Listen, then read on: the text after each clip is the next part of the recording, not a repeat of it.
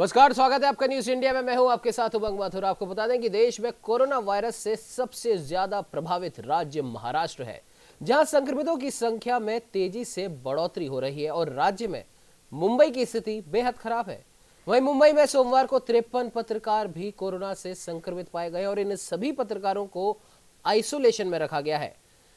मुंबई नगर निगम ने इस बात की जानकारी दी। बीएमसी ने बताया कि मुंबई में 53 पत्रकार कोविड-19 जांच में पॉजिटिव पाए गए और एहतियात के तौर पर इन सभी को आइसोलेशन में रखा गया है।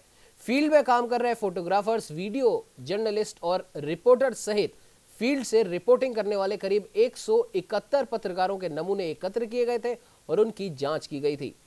पॉजिटिव पाए गए अधिकतर पत्रकारों में शुरू में कोरोना के लक्षण नहीं दिखाई दिए थे। कोरोना वायरस को लेकर महाराष्ट्र में जिस तरह के हालात हैं, उससे देखकर लग रहा है कि वो भारत का वुहान ना बन जाए।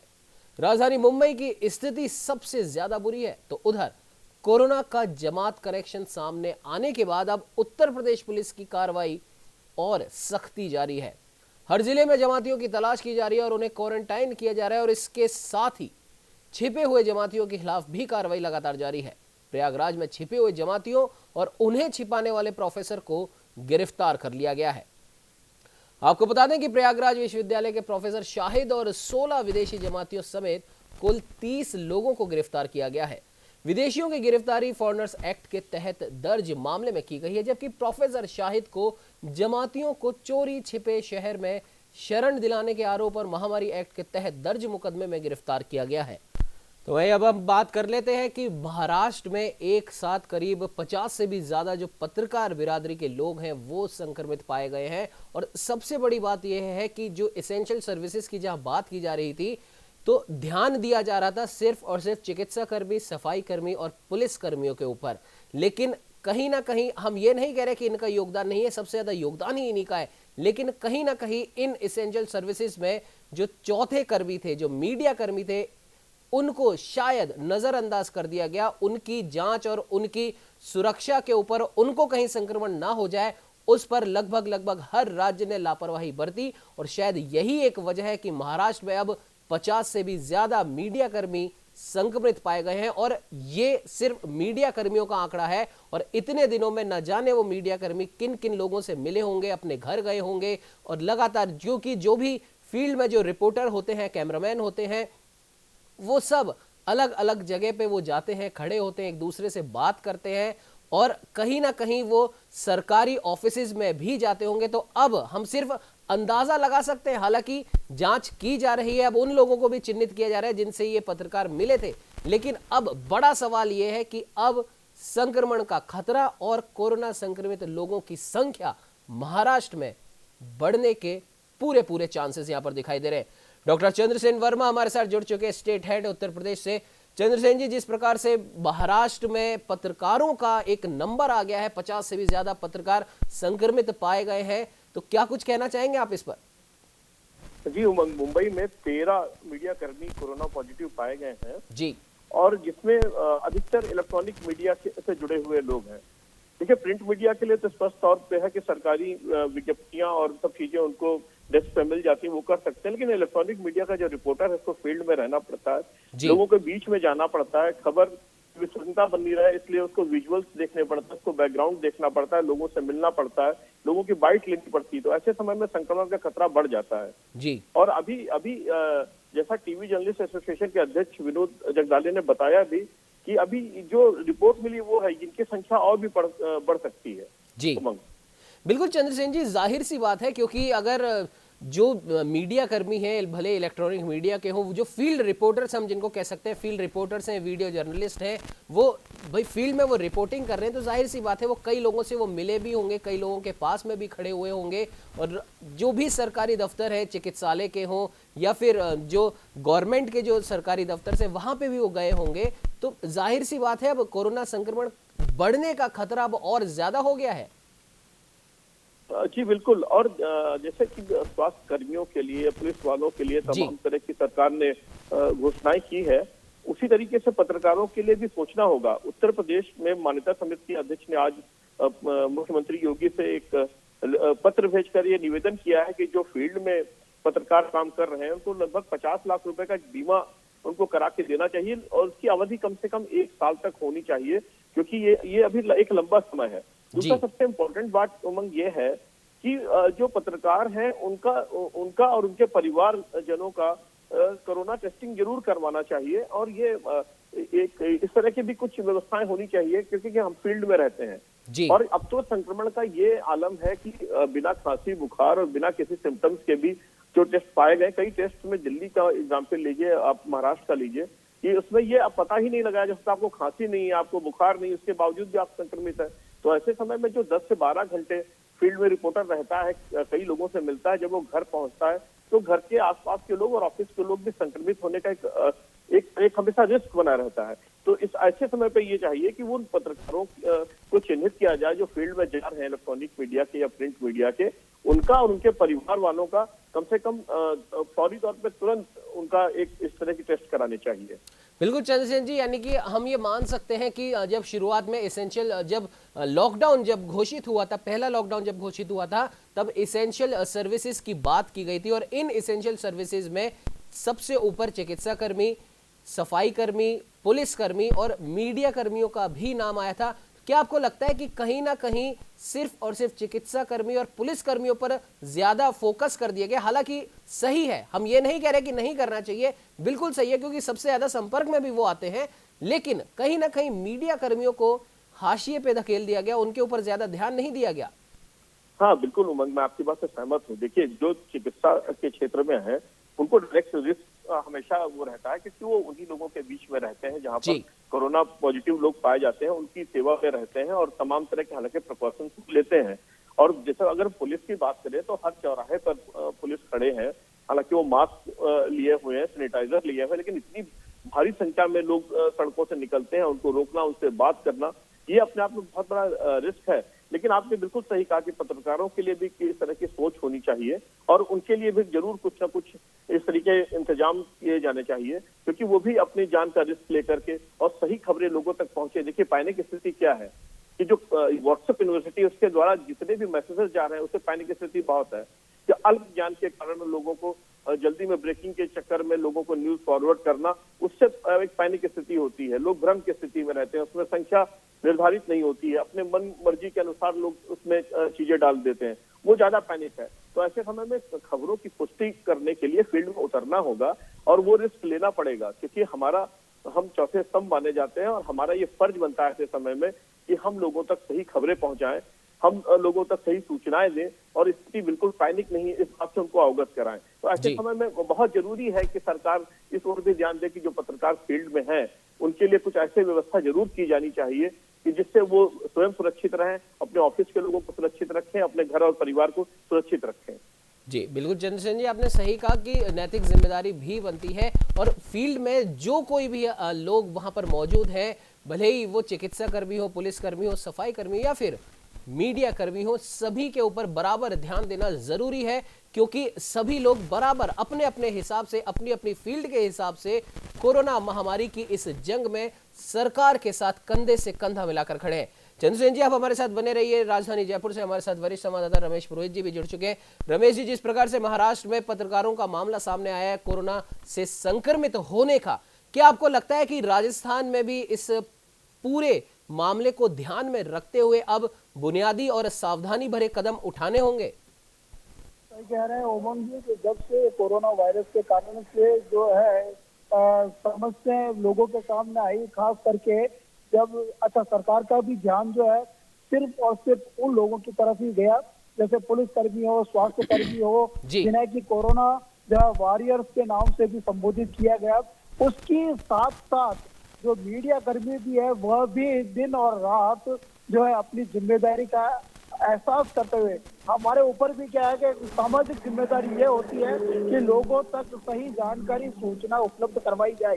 ये हमारा दायित्व भी है और सोशल रेस्पॉन्सिबिलिटी है कि कोरोना वायरस के कारण या इसके जो विभिन्न पहलू है, चाहे इसके जो है साइंटिफिक जो तौर तरीके हो या बीमारी के लहजे से इसके जो लक्षण हो, क्या कहना ये लक्षण हो या इससे बचाव के जो तौर तरीके हैं, इनकी भी जानकारियां लोगों तक पहुंचाना वह मीडिया कर्मियों के माध्यम से ही होकर के आज जो लोग इतने जो जागरूक हुए हैं वो उसी के कारण से हुए। दूसरा कि सरकारी गाइडलाइंस का जो है लोगों तक जो है जानकारी देना, यह भी मीडिया कर्मियों की ही जिम्मेदारी थी। तो कुल मिलाकर के इन सभी जो कोरोना वायरस से उपजे हालात से जो लड़ रहे हैं या भिड़ रहे हैं, वह उनमें जो है अपना मीडिया भी एक अहम रोल अदा कर रहा है। कोई इसको स्वीकार करे या न करे वो एक अलग बात हो सकती है, लेकिन सरकार की तरफ से भी ये इस तरह की कोई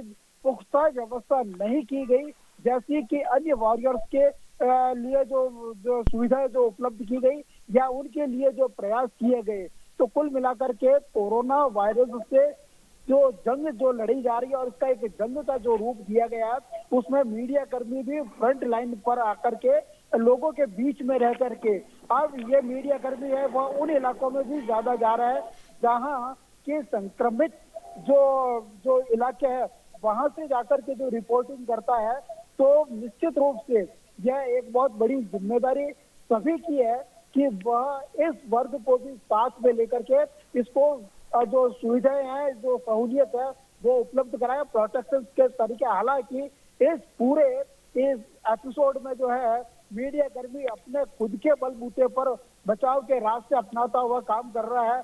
सुबह से लेकर के शाम तक ना कोई इनके जो है सोने की, खाने पीने की या कुछ ही तरह जहाँ पे भी जानकारी मिलती है, सूचना मिलती है, वो तुरंत वहां पर पहुंच करके अपनी जो है रिपोर्टिंग करते हैं, जो भी करना और लोगों तक वो पहुंचाते हैं कि किस तरह से कोरोना वायरस ने जो है पूरे समाज को, पूरी दुनिया को, पूरे देश को जो है प्रभावित किया। तो उसकी जो छोटी से छोटी भी जानकारी और जो विभिन्न पहलू है वो किस तरह से लोगों तक सामने आए, क्या मीडिया के साथ भी हो सकता है, मीडिया के अलावा नहीं किया जा सकता, न जानकारी आ सकती है।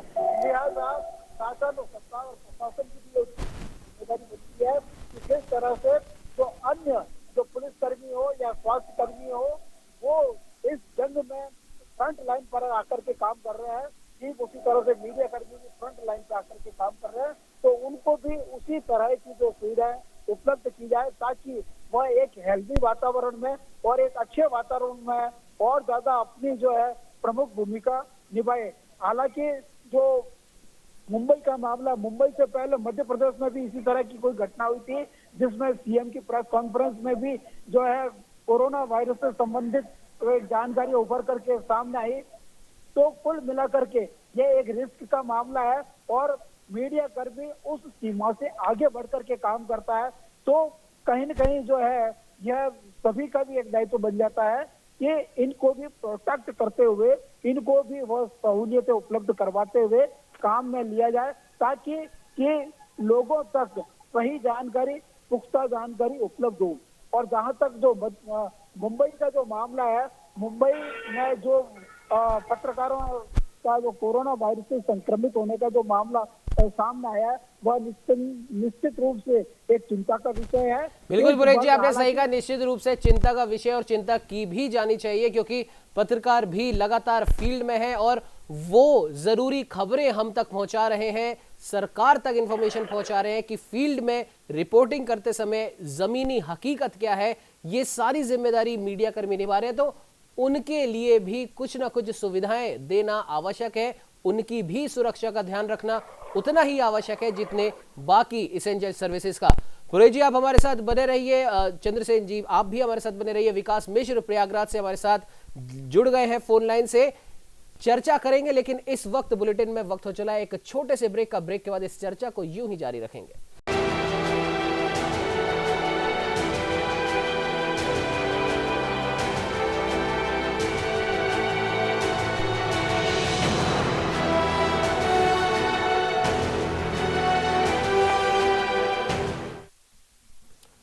ब्रेक के बाद स्वागत है आपका न्यूज इंडिया में। हम बात कर रहे हैं प्रयागराज में भी जो एकाएक कोरोना विस्फोट हुआ है और वो सारा का सारा जो कोरोना संक्रमित जो आंकड़ा है वो वापस से तबलीगी जमात से उसका कनेक्शन सिद्ध हो चुका है। और सबसे बड़ी बात यहाँ पर यह है कि इसमें एक शिक्षाविद का भी नाम सामने आ रहा है। विकास मिश्र हमारे साथ प्रयागराज से जुड़े हैं। विकास, क्या कुछ कहना चाहेंगे आप इस पूरे मामले पर?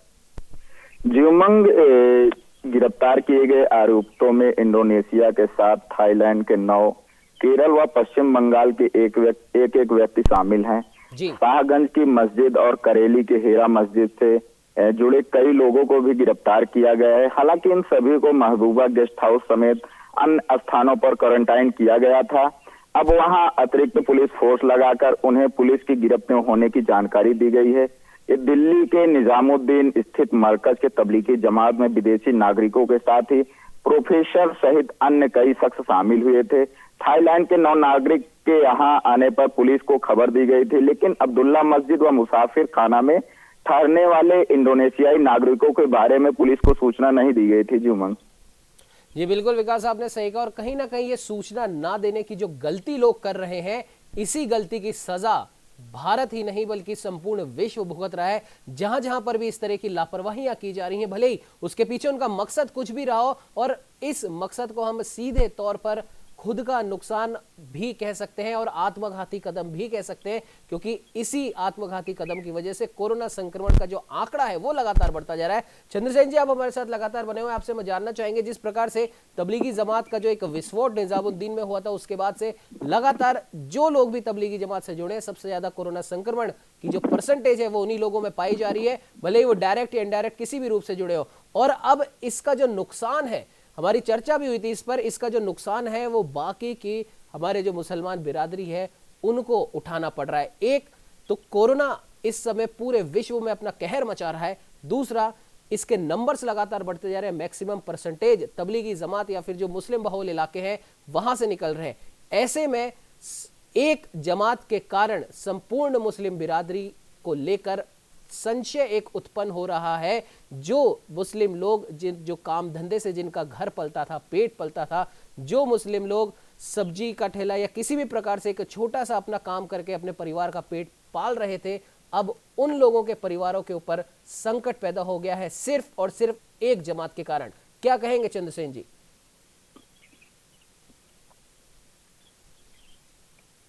चंद्रसेन जी, आवाज आ रही है मेरी आप तक? मौलाना हैं जिन्होंने इस तरह के फतवे जारी किए, उन्होंने अपने अल्प ज्ञान के कारण ऐसी स्थिति पैदा की। अभी तक जब भी कोई सामान खरीदता था तो उसकी पहचान करना जरूरी नहीं था, ना कोई पूछता था। घर से बाहर निकलते थे, कुछ भी सामान हम आज की तारीख में ले लिया करते थे। लेकिन इन्होंने इतने वीडियो इनके वायरल हुए कि ये सब्जी पे थूक रहे हैं, ये फलों पे थूक रहे हैं। भारत देश में पहली बार ऐसा हुआ कि एक गाँव में एक बोर्ड लगाया गया, इसमें साफ साफ लिखा गया कि मुसलमानों का अंदर आना मना है। ये स्थिति किसने पैदा करी?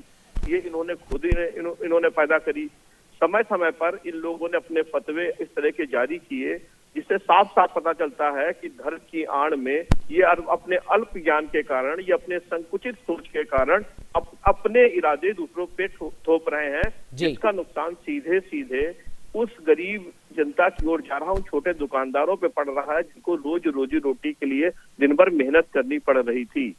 आज अगर किसी को कुछ सब्जी खरीदनी या सामान खरीदना है, अभी एक उदाहरण आता है, मैं पढ़ रहा था इंटरनेट पे, उसमें उन्होंने महाराष्ट्र में कहा कि साहब आप सामान खरीदिए, उससे पहले आप उसका आधार कार्ड देखिए। तो ये स्थिति किसने पैदा करी कि आपको अपने देश के अंदर ही वो पहचान देनी पड़ रही है जरा सी सब्जी या किसी चीज को खरीदने के लिए। ये इन्होंने ही पैदा किया ना। और ये सिर्फ इनका उमंग, अपना इनका अल्प ज्ञान है। अगर इन्होंने ठीक से कुरान शरीफ भी पढ़ा होता तो उसमें साफ साफ ये लिखा गया है कि अल्लाह का इरादा तुम्हारे साथ आसानी का है, सख्ती का नहीं।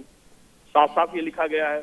और जो सबसे पवित्र माह है, माह रमजान, इसमें साफ साफ लिखा गया है कि तरावीह होती है, जो जिस जमात को कहते हैं, जब ऐसे हालात होते हैं तो वो घर पे पढ़ी जानी चाहिए। उसमें भी एक चीज का बहुत ध्यान रखना चाहिए कि शारीरिक दूरी का नियम का ख्याल जरूर रखें। और उमंग, मैं आपको बताऊं कि एमयू में धर्मशास्त्र के एक प्रोफेसर हैं डॉक्टर रेहान अख्तर, उन्होंने अपनी किताब में लिखा है कि मोहम्मद साहब की पत्नी हजरत आयशा ने कहा कि रमजान में मस्जिद के अंदर अलग अलग स्थानों पे नमाज पढ़ी जा सकती है जी। तब मोहम्मद साहब ने हुक्म दिया कि मेरे लिए भी अलग से एक चटाई बिछा दो, और उन्होंने उस दौरान अलग अलग चटाई बिछा करके नमाज पढ़ी। आज के संदर्भ में देखें तो कोरोना संक्रमण से बचने के लिए रमजान के घरों में अलग से तरावीह की जा सकती है जी। आपदा में भीड़ से तरावीह जरूरी नहीं मानी जानी चाहिए। ये स्पष्ट लिखा है, इनकी किताबों में लिखा हुआ है, इनके कुरान शरीफ में लिखा हुआ है कि अल्लाह का इरादा तुम्हारे साथ आसानी का है, सख्ती का नहीं। लेकिन इनको इनको इन किताबों से इन कुरान शरीफ की बातें लोगों तक नहीं पहुंचानी है। इनको सिर्फ अपनी अहमियत दिखाने के लिए अपना अल्प ज्ञान थोपना है, संकुचित सोच थोपनी है और कोरोना जैसे बारूद के मुहाने पे बैठा दिया गया। अब इतने लंबे समय के बाद इन मौलानाओं को ये ध्यान आता है और बड़े बड़े मुस्लिम समुदाय के, जैसे अभी सलमान खान का लीजिए, सलमान खान ने कितने लंबे समय के बाद लोगों से अपील की, आप सुधर जाइए नहीं तो सेना बुलानी पड़ेगी जी। और जो ये भाषा समझते हैं उमंग, वही भाषा से इनको समझाना चाहिए था। तभी इतने लंबे समय के बाद दूसरा ऑडियो जब मौलाना साद का आता है तो वो कहता है कि बाहर निकलना चाहिए, टेस्ट कराने चाहिए, डॉक्टर के पास जाना चाहिए और जो डॉक्टर है, जो नर्स है, उनका सम्मान करना चाहिए, हमारी खिदमत के लिए है। तो जो इन्होंने इतना लंबा समय लगाया उसे देश किस मुहाने पे खड़ा है? बिल्कुल चंद्रसेन जी, आपने बिल्कुल सही बात कही कि इतना लंबा समय जो मौलाना साद की आपने बात करी है, उन्होंने अपने एक दूसरा जो ऑडियो जारी किया वो अब समझाते हुए दिखाई दे रहे हैं, लेकिन उस पर भी एक बात आप ये नोट कीजिए कि वो खुद तो लोगों को बोल रहे हैं कि आप बाहर निकलिए, जांच कराइए, कोरोना संक्रमण का काल चल रहा है, सरकार का सहयोग कीजिए, लेकिन खुद वो छुपे हुए बैठे हैं। अब कहां पर हैं, हमें उनके पीछे पुलिस लगानी पड़ रही है, ढूंढना पड़ रहा है। अगर वो खुद ही इतने ज्यादा जागरूक है तो वो खुद क्यों नहीं बाहर निकल के आते और क्यों नहीं इस चीज की जिम्मेदारी लेते कि उनकी वजह से ही, उनके द्वारा आयोजित किए गए जलसे की वजह से आज देश कोरोना संकट में इस मुहाने पर आ चुका है। और अभी भी उनका ऑडियो जारी होने के बाद भी चंद्रसेन जी बिल्कुल भी ये सिलसिला जो है ये थमने का नाम नहीं ले रहा है। इलाहाबाद की हम बात कर रहे हैं, प्रयागराज की हम बात कर रहे हैं और वहां पर अभी भी उसी विचारधारा के लोग छुपाने में लोगों को लगे हुए हैं और बेपड़े जिनको समझ में नहीं आता है उनको एक बार को हम समझ सकते हैं कि उनको समझा दिया गया, उनको बरगला दिया गया। लेकिन पॉलिटिकल साइंस के लेक्चरर, एक कॉलेज का लेक्चरर जिसने अपने जीवन काल में इतनी पढ़ाई करी होगी और पॉलिटिकल साइंस का वो लेक्चरर है चंद्रसेन जी, ऐसे लोग इस प्रकार की हरकतें कर रहे हैं। अब आम आदमी किससे क्या अपेक्षा रखे? जो आम मुसलमान है, जो गरीब मुसलमान है, जो 2 रोटी अपनी कमाने के लिए सड़क पर निकलता था, फल सब्जी का ठेला लगाता था या और किसी प्रकार के छोटे काम धंधे करता था, इन लोगों की वजह से, इन पढ़े लिखे लोगों की वजह से उस आम आदमी का जो रोजी रोटी कमाने का जो साधन है, उसके परिवार में जो 2 वक्त की रोटी आती थी, उस पर संकट आ गया है। बिल्कुल मंगा, आपने बिल्कुल सही कहा कि ये सीधा साधा असर उन लोगों पे पड़ता है जिनको रोजी रोटी के लिए रोज अपने घर से निकलना पड़ता है, अपने परिवार का पालन पोषण करने के लिए उनको सड़क पे आना पड़ता है। ये जिस मौलाना साहब की बात कर रहे हैं उनकी संपत्ति का आपको अंदाजा भी नहीं होगा, क्योंकि एक रिपोर्ट में देख रहा था जो फार्म हाउस उनका दिखाया गया है इतने बड़े क्षेत्र में था और जो फ्लीट्स ऑफ कार्स थी वहां पर, जो गाड़ियां जिस थी, मुझे लगता कि भारत या विदेश में ऐसी कौन सी गाड़ी होगी जो वहां पर ना खड़ी हो। और वो आदमी खुद को क्वारंटाइन किया उसने, पुलिस को तो उसने फिलहाल यही बताया कि मैंने क्वारंटाइन किया है। तो क्या आगे बढ़ के वो लोगों से नहीं कह सकता था कि आप क्वारंटाइन कीजिए, आप अस्पताल में जाइए, जो लोग कर रहे हैं आप उनका सहयोग करिए? देखिए, उपदेश देना बहुत आसान काम होता है, लेकिन उस पर अमल करना, सबसे पहले खुद अमल करना। मौलाना साहब को खुद सामने आना चाहिए था, अपना टेस्ट करवाना चाहिए था और लोगों को फिर अपील करते कि साहब मैं बाहर निकला हूं, आप मुजरिम हैं, आप मुजरिम तो नहीं, आप क्यों पुलिस से भाग रहे हैं? आपने हमेशा ये कहा कि कोई मैंने जुर्म नहीं किया, तो आप क्यों भाग रहे हैं? आप क्यों लुका छुपी का खेल कर रहे हैं? आप क्या मैसेज देना चाहते हैं पूरे देश और दुनिया को? आपने ऐसा क्या जुर्म कर दिया? क्योंकि अगर आप आकर बाहर टेस्ट कराते तो लोगों को मैसेज आता कि भाई मौलाना साहब, क्योंकि देखिए धर्म में अनुयायी होते हैं जो बिल्कुल भेड़ चाल में चलते हैं, वो अपने मौलाना या गुरु का उसी तरीके से पालन करते हैं कि जैसे भेड़ करती है, आगे चल रही, सब पीछे धीमे धीमे उसके साथ में हो लेते हैं। तो क्या ये मैसेज मौलाना साहब को नहीं देना चाहिए था? बिल्कुल चंद्रसेन जी, आपने सही कहा, इस प्रकार का मैसेज देना चाहिए था। और क्या पता उनका इस तरीके का मैसेज देने के बाद या उनके खुद के सामने आने के बाद इन नंबर्स पर, जो संक्रमण के जो नंबर लगातार बढ़ते जा रहे हैं, उसमें कोई ना कोई कमी आ जाती। चंद्रसेन जी आप हमारे साथ बने रहिए, रमेश पुरोहित जी हमारे साथ बने हुए हैं लगातार। रमेश जी, जिस प्रकार से अभी चंद्रसेन जी ने भी कहा कि एक बहुत बड़ी जो लापरवाही इस मौलाना साद और इन तबलीगी जमातियों ने जो मचा रखी है पूरे देश भर में, अभी भी जो सबसे ज्यादा नंबर्स जो आ रहे हैं वो कहीं ना कहीं डायरेक्ट या इनडायरेक्ट इन्हीं लोगों से जुड़े हुए बताए जा रहे हैं। प्रयागराज की यहाँ पर बात हो रही है, वहां पर पॉलिटिकल साइंस का एक लेक्चरर इन लोगों को छुपा कर बैठा हुआ था, हालांकि अब उसे गिरफ्तार कर लिया गया है, लेकिन पूरे देश भर से इस तरह की खबरें आ रही हैं। क्या कुछ कहना चाहेंगे पुरोहित जी इस पर? एक बात में अगर मैं ये कहूं कि हम रावण का पुतला हर साल जलाते हैं जी, रावण का पुतला जलाने का मतलब ये होगा कि जो लोग नेगेटिव विचारधारा को साथ में रख करके काम करते हैं, वैचारिक रूप से अगर नकारात्मक सोच लेकर के काम करने वाले लोग होते हैं, उनके हालात और उनकी दशा और दिशा इसी तरह से ही होती है। जैसा कि मैं किसी व्यक्ति का नाम ले लूं, अगर लेना भी है तो कोई गुरेज नहीं है। जैसे साध नाम का जो व्यक्ति है, वो अपने आप को उस कौम का लीडर मानता है। लीडर वही होता है जो लीड करता है। आप इस बात को समझो पहले तो, कि लीडर वही होता है जो लीड करता है, वो चाहे किसी भी क्षेत्र का हो, चाहे वो पॉलिटिकल क्षेत्र में काम करने वाला हो, चाहे धर्म और अध्यात्म के क्षेत्र में काम करने वाला हो, या स्पोर्ट्स में किसी भी क्षेत्र में काम करने वाला आगे बढ़कर के जब वो लीड करता है तो उसकी जिम्मेदारी सबसे पहली होती है कि वह अपने फॉलोवर्स को वही बातें बताए जो कि सकारात्मक और रचनात्मक होते हुए जीवन के उत्थान के लिए काम करे। ये सबसे बड़ी बात है। और जब कोरोना वायरस से उपजे हालात के संदर्भ में अगर मैं चर्चा करूं तो वो किसी रावण से कम नहीं है। रावण भी बुद्धिमान था, ज्ञानवान था, बलशाली था, सब कुछ था, लेकिन उसके वैचारिक नकारात्मकता के कारण से पूरी जो राक्षस जो जाति हुई का विध्वंस हुआ था। अब आप उस व्यक्ति के बारे में, जो कि एक प्रोफेसर है, पीएचडी किया हुआ है, वह भी अपने आप को क्यों छुपा के रखा? सबसे बड़ा सवाल ये है कि पीएचडी करने वाले व्यक्ति को हम लोग ये मानते हैं कि वह अन्य जो लोग हैं उनसे ज्यादा पढ़ा लिखा है, समझदार है, उसका एक कोई रुतबा है, समाज में उसकी बात को लोग मानते होंगे, उस वर्ग के लोग मानते होंगे। वही व्यक्ति जब नेगेटिव अप्रोच के साथ में अगर काम करता है तो कोरोना वायरस से उपजे हालात में उसकी भूमिका को भी नजरअंदाज नहीं किया जा सकता। तो ये ऐसे जो लोग जो अपने आप को छुपा के क्यों रख रहे हो भाई? किस बात का डर है तुम लोगों को? अगर बीमार है तो उसका इलाज है, बीमारी का इलाज आपके सामने है, लेकिन आप उस बीमारी को जितना छिपाते रहोगे वह विकराल रूप महामारी के रूप में आता रहेगा। ये हमने हजारों सालों के इतिहास में देखा है। चाहे वैचारिक रूप से भी अगर कोई एक विचार है, उसको आप जितना दबा के रखोगे और सामने नहीं आओगे, कम्युनिकेट नहीं करोगे, एक दूसरे के साथ इंटरलिंक नहीं होगा, तब तक वह जो बीमारी आगे जाकर के बहुत बड़ा जो है घातक परिणाम देने वाली सिद्ध होती है। हमने वैचारिक रूप से यही देखा, हिंदुस्तान का इतिहास इस बात का गवाह है। तो ये जो लोग हैं इस तरह के, आज भी वे ही ताकत है, वे ही शक्तियां सक्रिय है जो कि क्या करना चाहिए और क्या नहीं करना चाहिए उसका उनको भान नहीं है। अगर भान है तो वह व्यक्ति जो उसको लीड करने वाला था खुद तो क्वारंटाइन में बैठा है और अपने जो फॉलोवर्स है उनको जो है भेज दिया लोगों के बीच में। बिल्कुल पुरेश जी, आपने सही कहा। और ये इस तरीके का मामला पहली बार ऐसा नहीं आया जब कोई लीडर है वो खुद तो अपने ऐशो आराम की जिंदगी व्यतीत कर रहा है और उनके जो फॉलोअर्स हैं, जो लोग उनको एक तरीके से हम कह सकते हैं कि अंधभक्त की तरह जो उनको फॉलो कर रहे हैं लगातार, जैसा उन्होंने कह दिया वैसा वर्ड टू वर्ड उस चीज को वो मान रहे हैं। वो लीडर तो पूरे ऐशो आराम के साथ अपने पूरे परिवार के साथ वो ऐश की जिंदगी काट रहा है, लेकिन अपने फॉलोअर्स को वो एक प्रकार से वो भड़का रहा है, बरगला रहा है। और ये पहले भी हम इस तरीके के कई मामले देख चुके हैं, भले ही वो किसी भी धर्म के हो, किसी भी जाति के हो,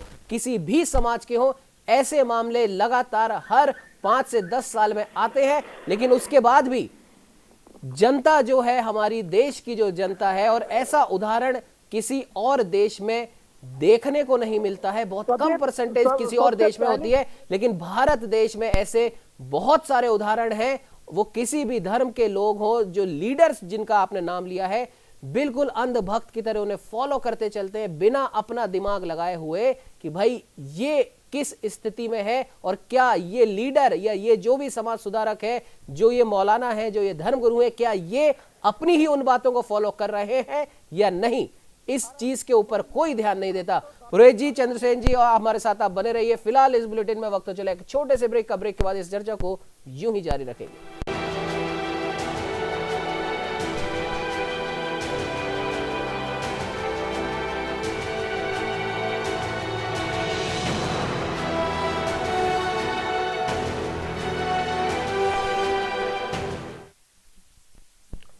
ब्रेक के बाद स्वागत है आपका न्यूज इंडिया में। अब आपको बता दें कि राजस्थान की राजधानी जयपुर से वरिष्ठ संवाददाता रमेश पुरोहित हमारे साथ बने हुए, स्टेट हेड उत्तर प्रदेश चंद्रसेन वर्मा जी हमारे साथ बने हुए हैं, मनीष मिश्रा विशेष संवाददाता हमारे साथ लगातार बने हुए। चर्चा शुरू करने से पहले एक जरूरी अपडेट आपको बता दें कि रायबरेली से 33 पॉजिटिव मिलने की सूचना आ रही है और ये सभी लोग वो लोग हैं जब इस जिले में 2 पॉजिटिव पाए गए थे और इनके संपर्क में इन लोगों को क्वारंटाइन में रखा गया था, लेकिन जब इनकी क्वारंटाइन अवधि समाप्त होने को आई है उस समय इनका दोबारा टेस्ट किया गया तो उसमें से फिर कुछ लोग पॉजिटिव पाए गए हैं। मनीष जी, आपसे जानना चाहेंगे इस खबर पर क्या कुछ अपडेट है इस समय तक? देखिए, रायबरेली में 33 कोरोना पॉजिटिव रिपोर्ट के बाद में वहां काफी हड़कंप मचा हुआ है। सबसे बड़ी बात है, ये दरियापुर कृपालू जी महाराज आश्रम में इनको रखा गया था जी, और इन सबको क्वारंटाइन पीरियड में रखा गया था 14 दिन के लिए जी। जब इनकी रिपोर्ट 14 दिन के अंदर में भेजी गई टेस्ट के लिए तो इनके उसके बाद इनको छोड़ा जाना था, लेकिन इनकी रिपोर्ट पॉजिटिव आने के बाद से पूरे जिले में काफी एक तरह से कहें कि हड़कंप मच गया है और इन सबको जो है रोहनिया स्थित क्वारंटाइन सेंटर में शिफ्ट किया गया है। इसके अलावा जो इन सबको खाना पहुंचाने वाले लोग थे, आश्रम में जो सफाई करने वाले लोग थे, सबकी सूची तैयार की जा रही है ताकि उनकी भी जांच की जा सके। साथ में इतने बड़े मामले को प्रकाश में आने के बाद से लखनऊ की स्वास्थ्य की टीम रवाना हो गई है जो रायबरेली पहुंच गई है और जो सैंपल लेने का काम है वो शुरू हो चुका है। जी बिल्कुल मनीष जी, आपने सही कहा और ये एक चिंता का भी विषय है कि जिन लोगों को क्वारंटाइन में रखा गया था उन्हीं में से अब और पॉजिटिव आ गए हैं और इस वजह से जो उनके साथ में जो लोग थे, जैसे कि आपने बताया कि जो उनको खाना देते थे, जो वहां पर सफाई कर्मी जो आते थे, अब उन सब लोगों को टेस्ट करना है और अब जो आंकड़ा जो सामने आएगा वो भी अब देखने वाली बात होगी।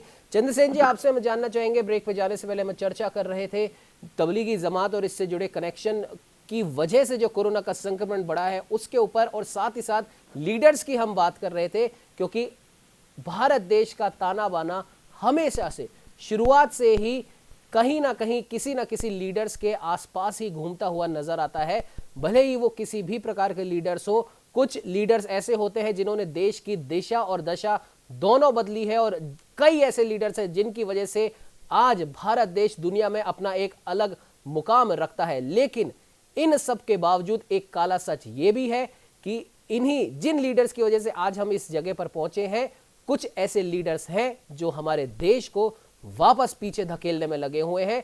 ताजा उदाहरण मौलाना साद जैसे लोगों का है और इन जैसे और भी मौलानाओं का, धर्मगुरुओं का है जो इस प्रकार से हमारे देश को गर्त में डालने में लगे हुए हैं। क्या कहेंगे चंद्रसेन जी? बिल्कुल उमंग, देखिए बात एक साफ साफ समझनी होगी कि जो कोरोना की बीमारी है, ये संक्रमण है जी, ये ऊंचा पैजामा या टोपी देख के नहीं आता है जी, बिल्कुल। ये मुसलमान या हिंदू देख के नहीं आता है। ये एक ऐसा संक्रमण है जो किसी को भी अपने चपेटे में ले सकता है जी। इसका सिर्फ और सिर्फ एक ही तरीका है कि आप सोशल डिस्टेंसिंग बनाइए और आप लक्ष्मण रेखा को पहचानिए और घर के अंदर रहिए। ऐसे में ये धर्म गुरुओं की दुकानें खुल जाती हैं, ये अपनी रोटियां सेकना शुरू कर देते हैं, ये अपना फतवा जारी करना शुरू कर देते हैं। ये कहते हैं कि साहब सैनिटाइजर का प्रयोग आप मत कीजिए क्योंकि उसमें अल्कोहल होता है जी। ये कहते हैं कि अपने हाथों पे थूकिए, उसको बलिए क्योंकि उसमें अल्लाह के वो फरिश्ते होते हैं जी। ये कहते हैं कि अपने हाथों को पेशाब से धोइए साहब, उससे संक्रमण की स्थिति नहीं होती है।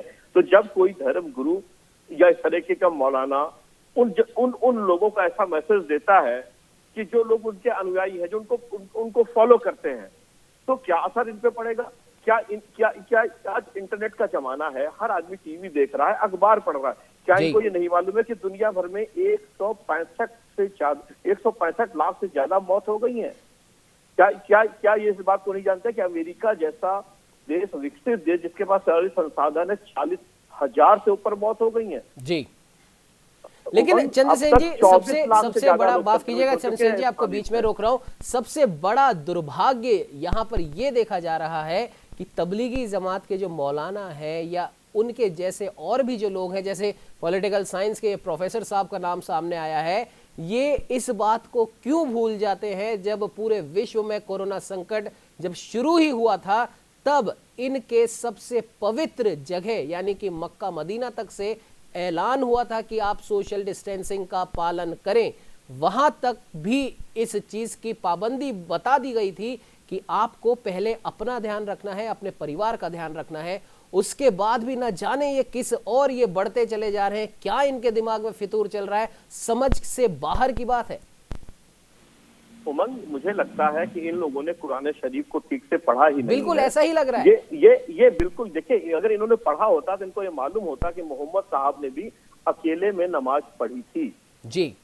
और जो रमजान का महीना होता है बहुत पवित्र होता है इनके लिए, और कहते हैं कि रमजान की मस्जिदों में ईशा की नमाज के बाद तरावीह की जाती है, जिसमें आसपास के मोहल्ले के लोग शामिल होते हैं, हाफिज कुरान को याद किया जाता है। लेकिन इनको इस पर से समझना चाहिए कि जो आज के संदर्भ में देखें तो कोरोना संक्रमण से बचने के लिए रमजान में घरों में अलग अलग तरावीह की जा सकती है, और घर में पढ़ने का भी मतलब यह है कि आप एक निश्चित शारीरिक दूरी का निश्चित रूप से ध्यान रखेंगे। इन्होंने अगर ठीक से कुरान पढ़ी होती तो इनको क्या नहीं मालूम था कि मोहम्मद साहब ने अकेले नमाज पढ़ी थी। उनकी पत्नी हजरत आयशा ने भी नमाज पढ़ी हुई थी, और साथ साथ स्पष्ट ये मैसेज दिया गया था कि आपदा के समय में अकेले में नमाज पढ़ी जा सकती है। क्या इनको ये मालूम है? इनको बिल्कुल भी नहीं मालूम है। ये बिल्कुल ये धर्म के नाम पे ढोंगी हैं, ये अल्प ज्ञान के लोग हैं, ये संकुचित लोग हैं, जो इनकी सत्ता बनी रहे, इनके आसपास लोगों का जमावड़ा बना रहे, इसलिए ये सही मैसेज कन्वे ही नहीं करते। तो आज की तारीख में जब पूरी दुनिया ने ये माना है कि हमें सैनिटाइजर का प्रयोग करना है, तो ये थूक से हाथ साफ करेंगे।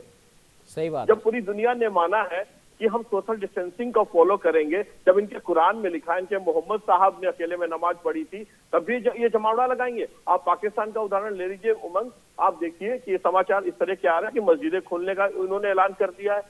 ये जो रमजान का महीना होता है बहुत पवित्र होता है, और इसमें ठीक है जो तवारी होती है वो अपने आप में एक प्रेयर सामूहिक होती है, ये बिल्कुल सही बात है। लेकिन आज का जो समय है उसमें आपको पता है कि आप अपने साथ साथ पूरे कौम को, पूरे कुनबे को निपटा देंगे। जबकि लखनऊ से, फिरंगी महल से मौलाना खालिद रशीद ने कहा कि साहब ये वो समय है कि हम सबको कोरोना संक्रमण से बचने के लिए दुआ पढ़नी चाहिए, हमको अपने घर में दुआएं पढ़नी चाहिए। लेकिन ये जो कट्टरपंथी लोग हैं, इनको इन चीजों से लेना देना नहीं है। इनको बिल्कुल चंद्रसेन जी, बिल्कुल ऐसा लग रहा है कि तमाम जो इनके जो धर्म गुरु हैं, जो मौलाना है, वो जो समझते हैं, जो इस खतरे को समझते हैं, इस खतरे की भयावहता को जो समझते हैं, वो बार बार इस चीज की इल्तिजा कर रहे हैं, इस चीज का ऐलान कर रहे हैं कि आप सोशल डिस्टेंसिंग की पालना कीजिए, देश के चिकित्सकों पर भरोसा कीजिए, देश के पुलिसकर्मियों पर भरोसा कीजिए, अब जिस भी राज्य में उस राज्य सरकार का आप भरोसा कीजिए। उसके बाद भी कुछ ऐसे लीडर्स हैं जो इन सभी व्यवस्थाओं पर पानी फेरने में लगे हुए हैं। खैर पुरोहित जी, आपके पास मैं आना चाहूंगा। जिस प्रकार से चंद्रसेन जी ने कहा कि पूरे देश भर में इस तरीके का माहौल जबरदस्ती बनाया जा रहा है, राजस्थान की अगर हम बात करें तो राजस्थान में भी मुख्यमंत्री अशोक गहलोत ने, उप मुख्यमंत्री सचिन पायलट ने और तमाम पुलिस के आला अधिकारियों ने साफ तौर पर निर्देश दे रखे हैं सोशल डिस्टेंसिंग का, सैनिटाइजर का यूज करने का, मास्क का यूज करने का। लेकिन उसके बाद भी जमीनी हकीकत की अगर बात की जाए तो जो हॉट स्पॉट राजस्थान में बनाए गए हैं, और राजधानी जयपुर की ही अगर हम बात कर ले तो कल मुख्यमंत्री ने मॉडिफाइड लॉकडाउन की घोषणा की थी, और उसके बाद में लोगों ने, जनता ने, और जो ग्राउंड पे जो वहां पर प्रशासन जो इन चीजों पर नजर रखे हुए हैं, उन लोगों ने मुख्यमंत्री की इस बात को किस तरीके से लिया, उसका नतीजा आज हम सबके सामने है। क्या कहेंगे पुरोहित जी? जी उमंग सही कह रहा था। जो मॉडिफाइड जो लॉकडाउन की जो स्थिति जो अब चल रही है, धीरे धीरे जो है लोगों को आने जाने की सुविधा दी जा रही है, कामकाज करने का जो सुविधा दी जा रही है, लेकिन एक निश्चित जो नियम कानून या व्यवस्थाओं की प्रक्रियाओं के अंतर्गत ये ठीक है कि जीवन जो है गति में प्रगति की जब बात करते हैं तो एक कंटिन्यूटी का एक माहौल बनाने में ये सहायक सिद्ध होगा। लेकिन जहां पर भी इसका दुरुपयोग हो रहा है, जैसा कि कल भी देखने को मिला है कि सब्जी मंडियों में भीड़ उमड़ पड़ी, तो ये जो लोग हैं वो जिन नियमों के और जिन हिदायतों की पालना नहीं कर रहे हैं, कहीं न कहीं वे लोग इसके लिए भी ज्यादा जिम्मेदार होने की तरफ आगे बढ़ रहे हैं कि ये इनके कारण से अगर इन कोरोना संक्रमण से संख्याओं में जो वृद्धि हुई तब फिर क्या होगा, स्थितियां अगर बेकाबू होने लगेगी तो। लेकिन सरकार और प्रशासन अपनी तरफ से पूरी जिम्मेदारी के साथ में काम कर रहे हैं। सारे जो लोग इसमें लगे हुए हैं, चाहे पुलिस हो और जो स्वास्थ्य कर्मी हो या मीडिया कर्मी हो, वो अपने अपने तरीके से इस जटिल समस्या के समाधान के लिए और उसको नॉर्मलाइज करने में अपना पूरी ताकत लगा रहे हैं। बिल्कुल गुरेज जी, आपने सही कहा कि सभी लोग, जो भी लोग इस बीमारी से लड़ रहे हैं, जो आम जनता और इस बीमारी के बीच में एक मजबूत दीवार बन के खड़े हैं, वो सभी लोग सरकार के साथ में कंधे से कंधा मिलाकर चल रहे हैं। और पूरे देश भर में आज भी मैक्सिमम लोग सरकार का, राज्य सरकार हो या केंद्र सरकार हो या स्थानीय प्रशासन हो, उनका साथ दे रहे हैं। लेकिन इसके बावजूद कई लोग ऐसे हैं जो इस मजबूत दीवार में लगातार छेद करने में लगे हुए। तो अब जाहिर सी बात है कि अब सरकार को इस और ध्यान देना चाहिए। हालांकि सरकारें ध्यान दे रही हैं, लेकिन सख्ती अब और ज्यादा करनी पड़ेगी। फिलहाल समय इजाजत नहीं देता है। इस चर्चा में जुड़ने के लिए आप तीनों का ही बहुत बहुत धन्यवाद। और अब देखने वाली बात यह होगी कि राजस्थान में ही नहीं बल्कि कई और राज्यों में भी मॉडिफाइड लॉकडाउन की घोषणा की गई। और इस मॉडिफाइड लॉकडाउन की वजह से जो परिस्थितियां जो बिगड़ रही हैं, उनके जिम्मेदार कहीं ना कहीं हम लोग खुद ही हैं, क्योंकि हम सरकार के निर्देशों का पालन नहीं कर रहे हैं। और अब ये पूरी की पूरी जिम्मेदारी हम शुरुआत से हम कह रहे हैं, हमारे चैनल के माध्यम से कह रहे हैं, सरकार तक आप लोगों से अपील कर रही है कि कृपया सोशल डिस्टेंसिंग का पालन करें। जरूरत ना हो तब तक घर से बाहर ना निकले। जरूरत के सामान आपके घर तक भी पहुंचाने की व्यवस्था की गई है। तो कृपया इस कोरोना महामारी के इस काल में आप अपना ध्यान रखें, क्योंकि अगर आपने अपना ध्यान नहीं रखा तो इस महामारी के और ज्यादा बढ़ने की संभावना हमेशा बनी रहेगी, क्योंकि सरकार और प्रशासन हर जगह हर वक्त मौजूद नहीं रह सकता। फिलहाल इस चर्चा में इतना ही। आप बने रहिए हमारे साथ और देखते रहिए न्यूज़ इंडिया।